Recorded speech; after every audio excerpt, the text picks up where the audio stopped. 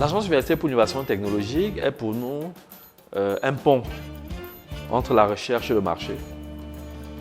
Une structure qui veut valoriser les résultats de la recherche en produits consommables par le citoyen lambda. Nous nous présentons également comme une sorte de courtier d'innovation. Donc, nous cherchons, nous dénichons les technologies qui peuvent avoir des applications très concrètes et très porteuses pour notre environnement. Et nous essayons de bien comprendre la technologie, de voir comment on peut faire une appropriation technique et culturelle localement, de voir comment on peut contextualiser le produit pour que tout le monde en profite. Vous savez, le savoir ne prend vraiment sa valeur que lorsqu'il est partagé, que lorsqu'il impacte concrètement la vie des gens. La fabrication d'une couveuse est scindée en 4 parties, en 4 étapes. Nous avons d'abord la partie mécanique qui est complètement le boîtier et tout. Nous avons la partie électrique, nous avons la partie électronique et nous avons la partie logicielle, la partie soft. Donc je vais commencer par la partie mécanique. La partie mécanique en elle-même est scindée en 4 parties. Okay. Nous commençons par fabriquer le piétement, en fait faire les découpes en général, découper le matériel et tout. Ensuite, nous passons à l'assemblage du piétement. Après le piétement, nous passons au bloc principal dans lequel se trouve le lit du bébé et autres composants électroniques. Ensuite, nous passons à la fabrication de l'habitacle. Après la partie mécanique, nous transportons les boîtiers, en fait les 2 boîtiers, le bloc principal et le piétement, dans un bloc où on passe les câbles électriques. Donc nous passons à l'installation des câbles électriques.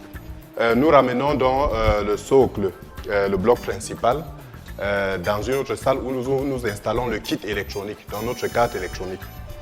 Donc, après l'installation des cartes électroniques, nous passons à l'installation du programme. En fait, nous téléchargeons le programme, le logiciel qui sera chargé de piloter le fonctionnement de la machine. Nous passons à une autre étape qui est l'étape d'essai, qui est d'ailleurs l'étape la plus difficile. Donc là, il faut vraiment s'assurer que la couveuse fonctionne. Et cela nous prend pratiquement 2 semaines pour essayer et confirmer et attester qu'une couveuse peut sortir de notre usine. Je vais là vous présenter la gamme des produits que nous avons à disposition. Donc nous allons commencer par la couveuse néonatale AUI Techno 1.0. C'est sur le modèle traditionnel qui fonctionne à 220 volts avec le contrôle thermique, comme toutes les enceintes thermorégulées, le contrôle thermique, le contrôle d'humidité et l'interactivité duquel nous parlerons tout à l'heure. Par rapport aux couveuses, la majeure partie des couveuses importées que nous avons découvert en fait dans les hôpitaux à travers notre investigation, nous avons un contrôle de l'humidité et le contrôle du poids du bébé dans le temps. Toutes les données, que ce soit du bébé que de la couveuse, sont archivées et peuvent être utilisées ultérieurement. Bien évidemment, notre couveuse est actuellement équipée avec la photothérapie réglable, indépendante de la couveuse, qui peut être couplée pour le traitement en fait, des bébés atteints d'élitère. Nous sommes en train de travailler sur un modèle beaucoup plus compact et surtout environment friendly, c'est-à-dire avec une très basse consommation, conçu pour travailler dans des zones enclavées ou dans les hôpitaux où l'énergie électrique n'est pas toujours présente. Donc c'est un appareil qui consomme très peu. Valide quand même les choix que nous avons fait au départ. Des choix de travailler conformément à des normes, de travailler en équipe et surtout d'adresser un problème crucial de développement en essayant d'adresser 3 piliers essentiels. La technologie, l'appropriation culturelle et aussi cette façon très particulière d'obtenir absolument la validation client, la validation terrain. C'est important pour les projets et nous sommes allés tout doucement.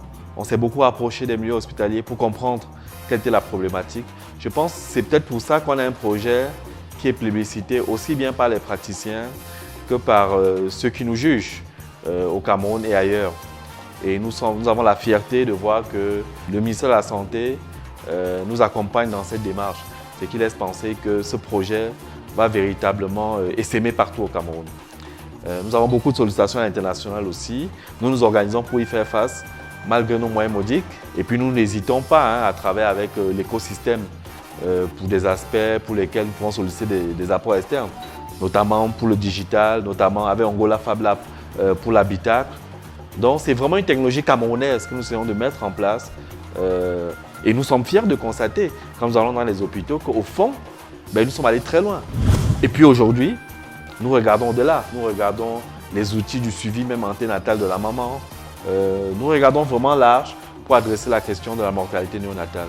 Nous pensons à une couveuse de transport.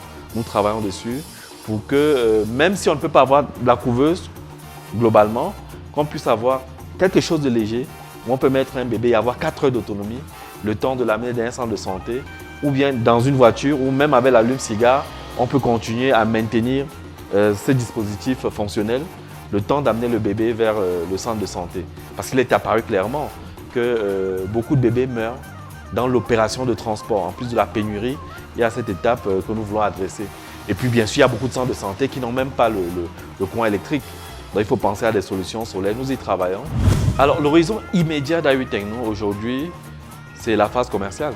C'est la phase commerciale du moment où nous avons le quitus du ministère de la Santé.